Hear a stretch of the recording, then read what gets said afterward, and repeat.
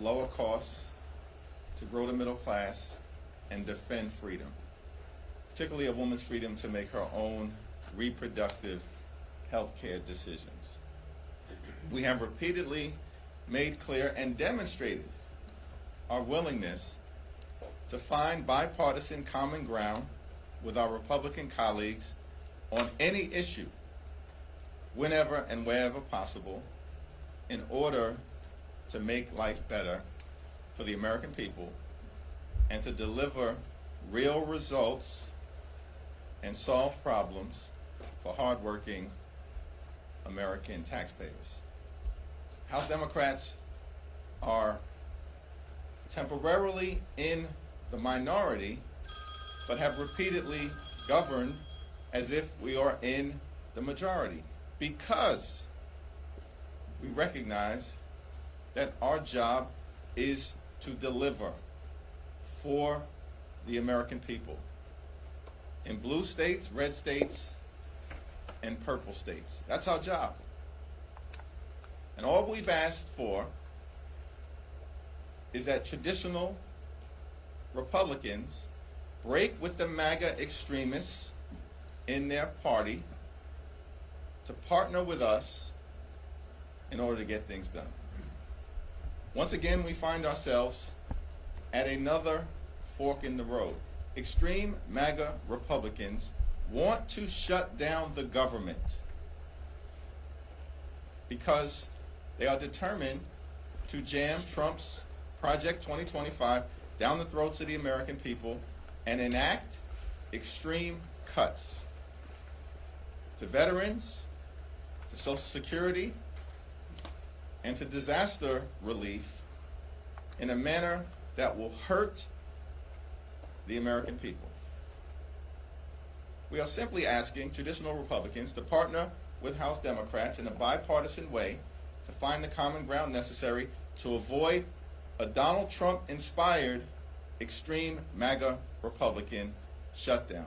That's not too much to ask, particularly when we've already reached, through the Bipartisan Fiscal Responsibility Act, a spending framework for the upcoming fiscal year. Questions? Alan? The Department of Homeland Security designated January 6th certification as a national special security event for the first time.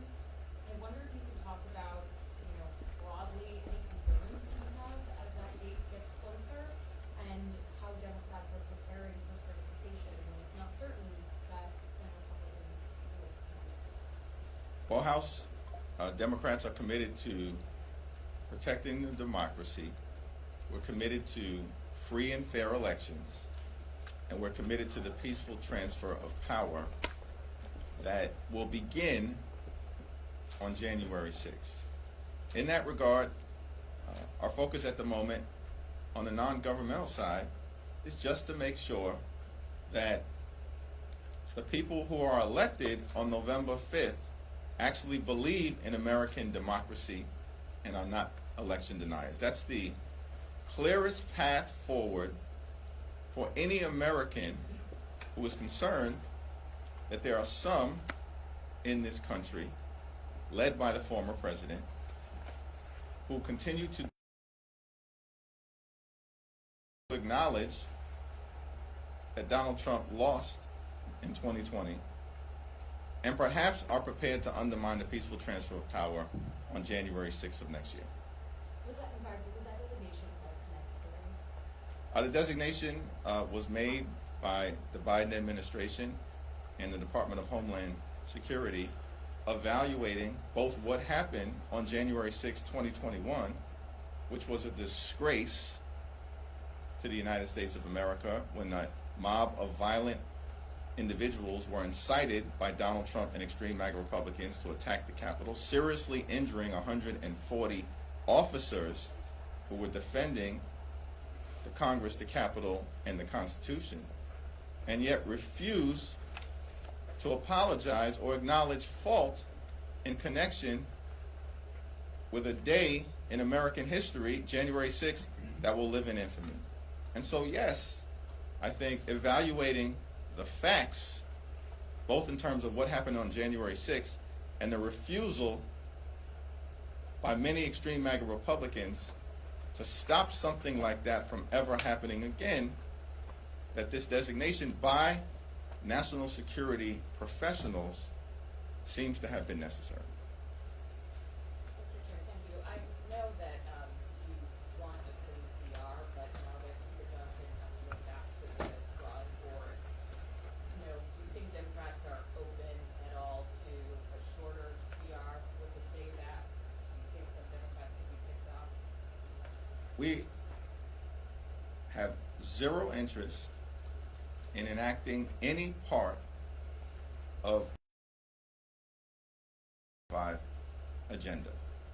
The American people want no part of Trump's Project 2025 agenda, and so the fact that House Republicans are threatening a shutdown and demanding in exchange for keeping the government open the enactment of deeply dangerous and unpopular parts of Trump's Project 2025 agenda is unserious and unacceptable. If they were serious about what they intend to do, then pass the bill themselves. But they've been unable to do that on their own. In fact, can anyone in America name a single thing that House Republicans have been able to do on their own to make a difference in the lives of the American people? A single thing that House Republicans have been able to do on their own? It can't. Why? Because the House Republican agenda is all about a national abortion ban, Trump's Project 2025, and big tax cuts for the wealthy, the well-off, and big corporations. That's the House Republican agenda. And it's deeply unpopular with the American people. Extreme MAGA Republicans are unable to govern on their own. And House Democrats are simply saying, we're willing to partner with you in a bipartisan path forward based on the Bipartisan Fiscal Responsibility Act that was passed by both houses of Congress with Democratic and Republican majorities, signed into law by President Joe Biden, and sets top-line spending numbers for fiscal year 2024 and fiscal year 2025. What's the problem? We've already reached an agreement, and the extreme MAGA Republicans are walking away from the agreement that they themselves demanded that we negotiate in order to avoid a catastrophic default on America's debt. So, it should not be that complicated, and we need to get this resolved in this calendar year. And if we just let the appropriators do their work, led by Rosa DeLauro on our side, I'm confident that we can reach a bipartisan agreement consistent with the Fiscal Responsibility Act that meets the needs of the American people and keeps the government open. Back row? You got it. Yeah. Thank you, appreciate it. Just following up on that, you just mentioned you want to get this resolved in this calendar year. Does that mean that you would oppose any CR that's 6 months? And if so, why do you want it this calendar year, not pushing the next year? It means we want to get it resolved this calendar year because that's the only practical way to meet the needs of the American people. The Republican so-called clean continuing resolution cuts veterans' health care by $12 billion. It shortchanges our military readiness by $6 billion. It will result in the elimination of at least 2,000 jobs, it appears, from the Social Security Administration and undermine Social Security as we know it, and it will shortchange disaster assistance by about $25 billion in terms of Americans in every state who've been impacted by extreme weather events. That's unacceptable. These are extreme cuts that are inspired by Trump's Project 2025. And the American people don't want any part of it, and neither do House Democrats. The only way to avoid that is to resolve the fiscal year 2025 spending agreement in this calendar year. There's 2 working weeks left in this session. Do the 4 corners have any plans to meet on spending, or do you intend to ask for the 4 corners? I remain in regular communication with Leader Schumer in the White House about finding a path forward, and we are always ready to sit down and have a 4 corners bipartisan discussion so we can keep the government open and meet the needs of the American people in a serious and responsible way in terms of their health, their safety, their national security, and their economic well-being. This is not complicated. We have already resolved the top-line spending issue in the context of the Bipartisan Fiscal Responsibility Act. And so the extreme MAGA Republicans just have to walk away from Trump's Project 2025, walk away from their obsession in trying to once again shut down the government, and walk away from their willingness to criminalize abortion care and impose a nationwide ban. That's why we're in the situation that we are in right now. The overwhelming majority of the American people agree with us, and we're fighting for you. We're talking about divisions here, but let me talk a little bit about bipartisan cohesion here. The China Committee, a number of bills on the floor this week. That committee has generally worked in a bipartisan fashion. What are the things, however, that you might be disappointed in, that you would have liked to have seen them do better, or go further? And do you think that some of the things, some of the interests that Republicans have in these issues regarding China are steeped in racism or gender? Seems to me that throughout much of this Congress, the Select Committee on the Strategic Competition between the United States and the Chinese Communist Party has worked in a constructive fashion. Unfortunately, many of the bills that have been on the floor this week have been more connected to xenophobic efforts by extreme MAGA Republicans to try to divide the country as opposed to trying to unite the country. This is not an unfamiliar thing. More than 60 million Americans saw the contrast between the Vice President's vision for America and the former President's vision for America on full display. We as Democrats, led by President Biden and Vice President Harris, want to move the country forward, bring people together, and solve problems for hardworking American taxpayers. Extreme MAGA Republicans, led by the former president, who continues to order members of the House Republican Conference around, and in sycophantic fashion, many of them continue to fall in line, are trying to turn back the clock, divide America, and exercise complete control over the American people through Trump's Project 2025 agenda. That's a clear vision.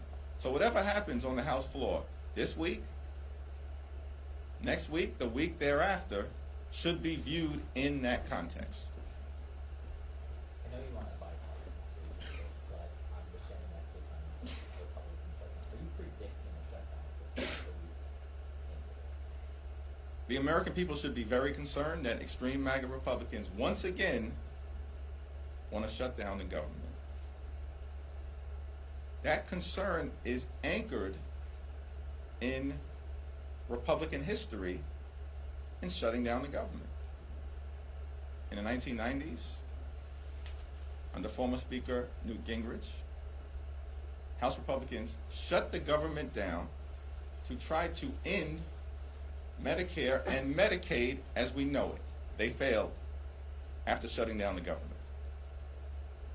In 2013, House Republicans, inspired by Ted Cruz and the Tea Party, shut the government down for 14 days because they wanted Democrats to repeal completely the Affordable Care Act. Democrats. In fact, they demanded that President Obama repeal his signature legislative accomplishment that's helping tens of millions of people, including more than 100 million people with pre-existing conditions. The Republicans shut the government down, led by House Republicans here in Congress, and they failed. 2018, Donald Trump, Republicans in the House and the Senate shut the government down for 35 days, the longest shutdown in American history, because they wanted taxpayers to fund Trump's medieval border wall. Wait a second. Didn't you say that Mexico was going to pay for that wall? So they shut the government down for 35 days. Hurt everyday Americans. All of these shutdowns hurt everyday Americans. So they've now done it 3 different times to try to enact their extreme agenda. Because the commonality is it's done by Republicans. Why? Because they have put on the table an extreme ransom demand that they want to jam down the throats of the American people. So it's not hyperbole, hysteria, or a hypothetical to suggest that House Republicans may try to shut the government down. It's the reality. It's what the American people face right now. And we're going to aggressively push back against it. Kevin? Yesterday, on 9/11, War of America was spread in my life conspiracy theories. Spent part of the day with Donald Trump yesterday. New York on It was shocking and irresponsible and offensive to the thousands of people who lost their lives on September 11th, including hundreds of brave first responders, members of the NYPD, FDNY, and others who raced toward the danger in order to help people escape the danger and lost their lives as a result of it. Donald Trump is a conspiracy theory peddling, racial arsonist, and pathological liar. That's just the reality of the situation. And it's being visited upon the American people. And the fact that on September 11th, this sacred day, he would bring a 9/11 conspiracy theorist to participate in events during this solemn commemoration should shock the conscience of all decent Americans, and I believe that it does just that. Let's be clear. Al-Qaeda and Osama bin Laden are responsible for the horrors of September 11th. No one else. No one else. No one else. Back on the CR real quick. You've been in touch with Leader Schumer in the White House. Have you spoken with Speaker Johnson about a resolution about the way out of this thing? And secondly, at what point, if he cannot get something on the floor and pass, does the Senate have to pick up this issue and work on something over there? Yeah, Speaker Johnson and I were together yesterday at 2 different events. We had a brief conversation about trying to find, a path forward, but we haven't had any formal discussions in that regard. Our staffs do maintain regular communication. We were all waiting to see what happened on the floor yesterday in terms of the reckless and extreme Republican proposal that failed because it doesn't even have sufficient support in the House Republican Conference. Why? It's not extreme enough for some individuals. The only path forward is a bipartisan one, and I'm hopeful that House Republican leadership and traditional Republicans will reach that conclusion sooner rather than later so we can get the job done. We look forward to partnering with our colleagues in the Senate, both Democrats and Republicans, in terms of Leader Schumer and Leader McConnell, but we need House Republicans to come to the table. Is it going to have to originate in the Senate? That remains to be seen. We've seen a lot of recent ads from House Republicans pushing back on Democratic attacks on abortion rights, saying that they don't want to ban abortion nationwide, they support IVF.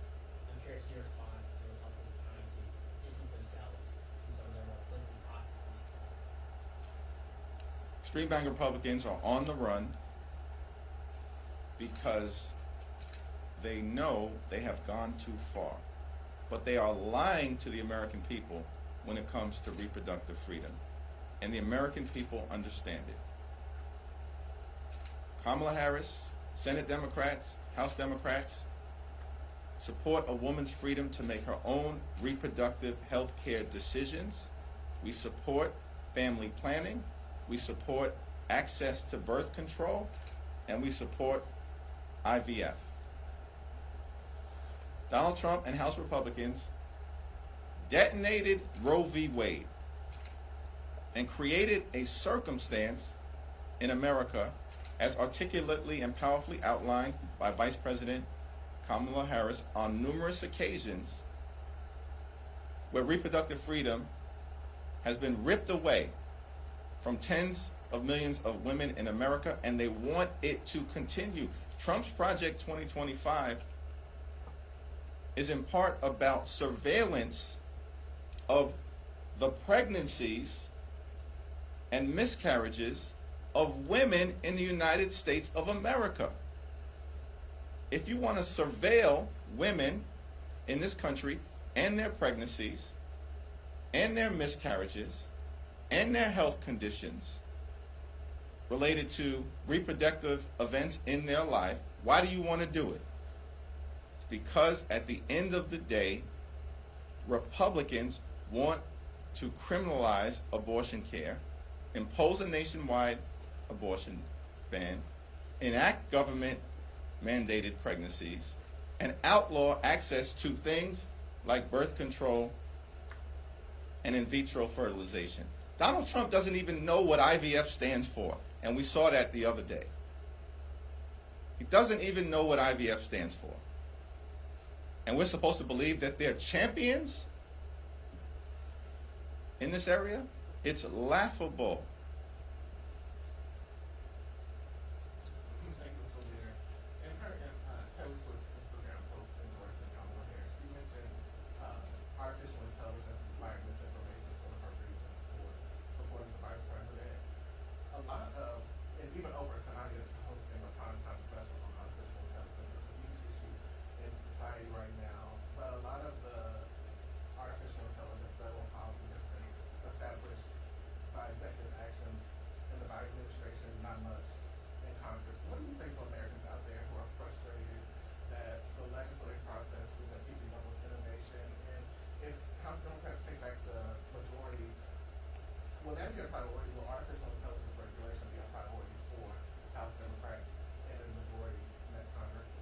Artificial intelligence and its explosive rise holds great promise, great opportunity to make a difference in the lives of everyday Americans, but also there's significant downsides to the extent that bad actors can abuse this new technology, as has been the case for centuries, in order to undermine the societal good. So Congress does have a role in working with industry stakeholders to figure out how do we strike the right balance between making sure that American dominance in the field of artificial intelligence can continue so that we can make strides for the American people, particularly in areas like medical innovation, solving chronic disease and terminal illnesses, while at the same time figuring out what are the right guardrails to prevent bad actors from entering into this space, including foreign actors, to hurt the American people.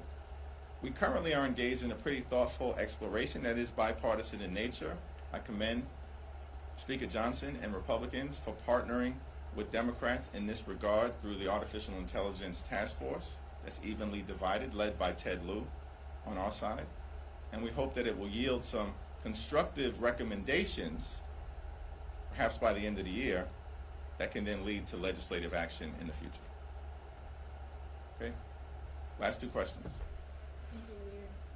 On the SAVE Act, two questions about that. The other day, Speaker Johnson was up here at the podium saying that, just because it's illegal for minors to buy alcohol, we don't just have to check the box on a form and certify that they're 21 years old. And so I'm wondering what your counterpoint to that would be. And also, with the exception of a couple of states like Arizona and New Hampshire, if states are not checking for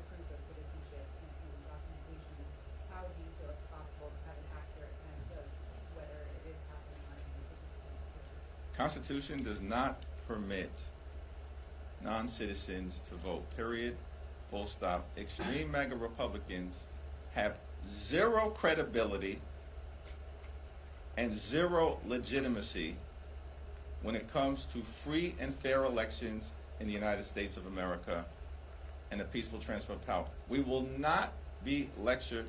We will not allow the American people to be lectured by election deniers on the integrity of elections in the United States of America. Leader Jeffries, reflecting on both of the billboards you have, Republican shutdown, but is there still a concern that, as we call hardcore Republicans, are going to try and twist the message as the deadline gets closer, putting the blame on Democrats, and then looking on the other billboard, hurt the middle class is obviously one of the big points that Democrats bring up when it comes to Project 2025. When we've spoken to New Yorkers out of both Suffolk and Nassau County, however, they still are under the impression saying that Democrats are the ones who will hurt the middle class. What is the message that you want to get across to those voters, especially when it comes to these high-pressure situations like the possible shutdown, or Democrats' message saying that Republicans are the ones who hurt the middle class? Extreme MAGA Republicans over the years have repeatedly shut down the government, not House Democrats.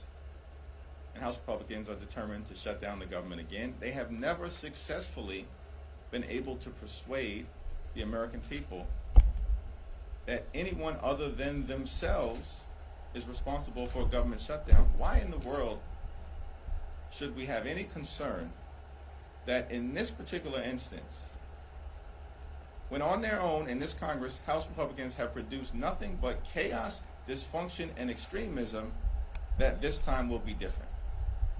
When the facts are so clear that you have a previously agreed upon bipartisan fiscal responsibility act that actually sets spending numbers for the upcoming fiscal year, and extreme MAGA Republicans are walking away from their own agreement because they're determined to shut down the government. Why won't Mike Lawler or other so-called traditional Republicans stand up against the extremists in their party to do the right thing for the American people? That's the question that's going to be asked in the suburbs of New York City, in the Hudson Valley, in the central New York region, and in many parts of California and beyond. Thank you very much.